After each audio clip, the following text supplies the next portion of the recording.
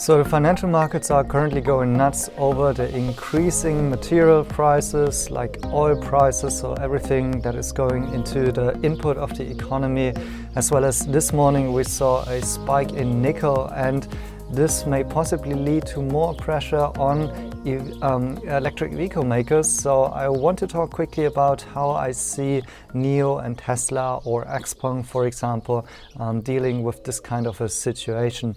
So first of all, I expect that Tesla may be dealing again the best with this type of situation. They have proven that they can do so really well with the chip shortage.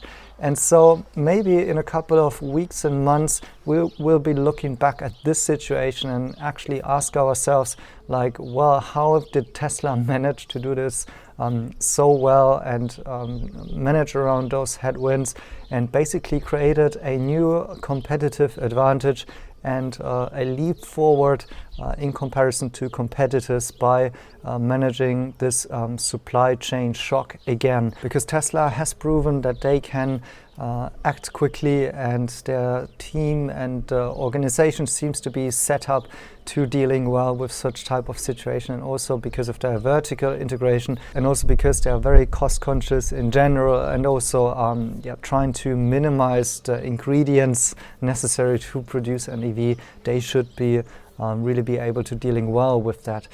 For NIO, I think what comes into play for them is that they should have good pricing power because they have like very high average sales prices, because they are more leaning towards even the luxury side of the customer segment, like premium to luxury. I would say they have this German type of luxury value, but at the same time the cost is actually quite a bit lower there if you look at, let's say, the ET7 right now.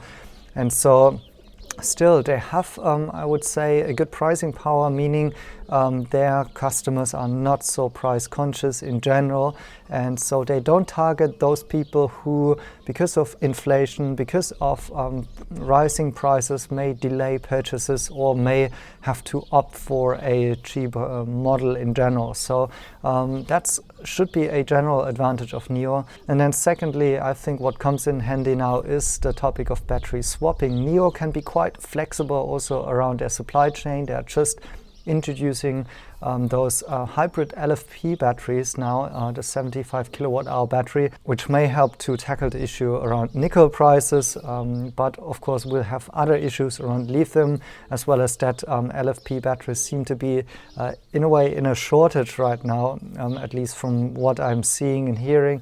So this may actually be also one of the reasons behind why XPeng has lower February deliveries.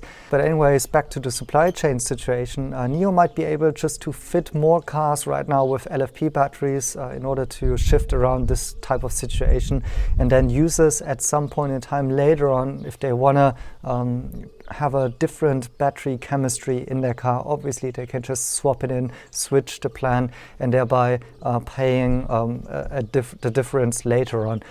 Also, NIO's batteries are not on their own balance sheet and are actually being bought by the battery asset management company. And so this gives NIO also some flexibility, the separation between battery and the vehicle, both in physical terms, but also in financial terms, between two different companies, and also with the leasing. So over time, this gives them a good way of actually buffering rising prices over different subscription models over a different period of time. And these are all options and advantages for NIO that are coming in quite handy right now, which other car manufacturers or other EV producers simply don't have, because they don't have battery swapping, and also they don't have the high margins and the high average sales prices that NIO is having. So for example, I could imagine that it will be quite difficult for XPeng to navigate around this right now, because their customers are the most cost conscious, of course, and they may actually think of delaying their purchases, or in case that that XPeng has to raise the prices, then they may actually think maybe of not buying an EV or buy an even cheaper model at this point in time. And so Generally, hopefully also the rise in oil prices will be good for EV adoption, because people will get sick of being more dependent on those higher oil prices. But generally also, of course, this will also put pressure on the production in general, because oil is an input factor. And I think this is also why Elon Musk has called for working on the oil price issues there in a latest tweet. And then last but not least, interesting news out of China, which also should be good for battery swapping in my point of view, because China is aiming to build 450 gigawatt of solar wind power in the Gobi Desert. And so I think that's connecting really well with my other video that I made about how battery swap stations may actually play a role in balancing the grid. So this could help to transport some of the energy that is generated in remote areas to the more coastal cities like Shanghai, Beijing, and Shenzhen, so on the eastern coastline. And so I think this is where we will see over time additional value in the battery swap stations. This may help NIO on not only such supply chain issues, but also on the development towards renewable energy.